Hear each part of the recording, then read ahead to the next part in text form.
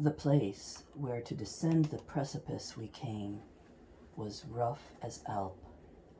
On its verge such object lay as every eye would shun, as is that ruin which Attis's stream on this side Trento struck, shouldering the wave, or loosed by earthquake for lack of prop. For from the mountain's summit, whence it moved to the low level, to the headlong rock, it shivered, that some passage it might give to him who from above would pass. E'en such into the chasm was that descent, and there at point of the departed ridge lay stretched the infamy of Crete, detested brood of the fiend heifer. And at sight of us it gnawed itself, as one with rage distract. To him my guide exclaimed, "Perchance thou deem'st the king of Athens here, who, in the world, above thy death contrived. Monster, avaunt! He comes not tutored by thy sister's art, but to behold your torments is he come. Like to a bull, that with impetuous spring darts at the moment when the fatal blow hath struck him, but unable to proceed, plunges on either side. So saw I plunge the Minotaur, whereat the sage exclaimed, Run to the passage while he storms, 'tis well that thou descend. Thus down our road we took, through those dilapidated crags that oft moved underneath my feet, to wait like theirs unused. I pondering went, and thus he spake, Perhaps thy thoughts are of this ruined steep, guarded by the brute violence which I have vanquished now. Know then that when I erst hither descended to the neither hell, this rock was not yet fallen. But past doubt, if well I mark, not long ere he arrived, who carried off from Dis the mighty spoil of the highest circle. Then through all its bounds such trembling seized the deep concave and foul, I thought the universe was thrilled with love, whereby there are who deem the world hath oft been into chaos turned, and in that point, here and elsewhere, that old rock toppled down. But fix thine eyes beneath, the river of blood approaches, in which all those are steeped who have by violence injured.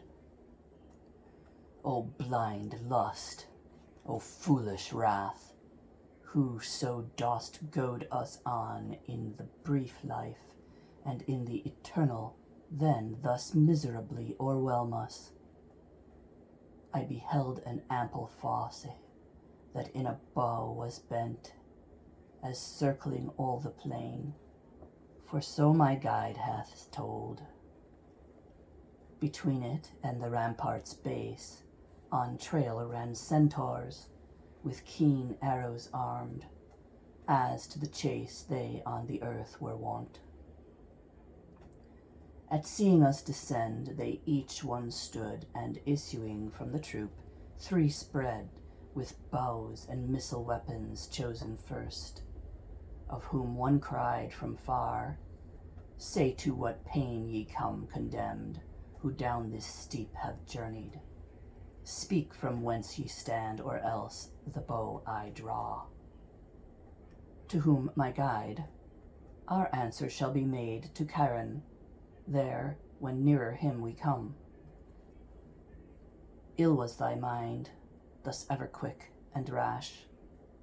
Then me he touched and spake, Nessus is this, who for the fair Deianira died, and wrought himself revenge for his own fate. He in the midst that on his breast looks down in the great Charon who Achilles nursed, that other, Pholus, prone to wrath. Around the fosse these go by thousands, aiming shafts at whatsoever spirit dares emerge from out the blood more than his guilt allows. We to those beasts that rapid strode along drew near, when Charon took an arrow forth, and with the notch pushed back his shaggy beard to the cheekbone, then his great mouth to view exposing to his fellows, thus exclaimed, "Are ye aware that he who comes behind moves what he touches? The feet of the dead are not so wont." My trusty guide, who now stood near his breast, where the two natures join, thus made reply, "He is indeed alive and solitary, so must needs by me be shown the gloomy veil, thereto induced by strict necessity, not by delight." She left her joyful harpings in the sky, who this new office to my care consigned.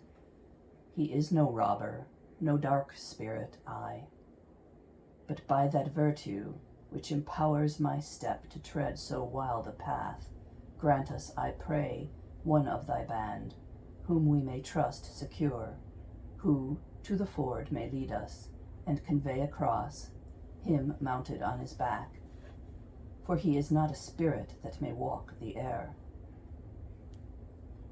Then on his right breast turning, Charon thus to Nessus spake, "Return, and be their guide, and if you chance to cross another troop, command them keep aloof."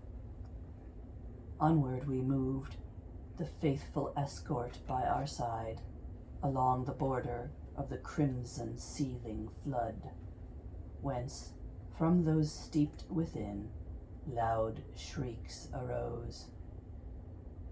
Some there I marked, as high as to their brow immersed, of whom the mighty centaur thus, "These are the souls of tyrants, who were given to blood and rapine.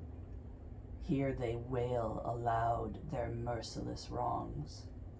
Here Alexander dwells, and Dionysius fell, who many a year of woe wrought for fair Sicily. That brow whereon the hair so jetty clustering hangs is Azzolino, that with flaxen locks Obizio of Este, in the world destroyed by his foul stepson." To the bard revered I turned me round, and thus he spake, "Let him be to thee now first leader, me but next to him in rank."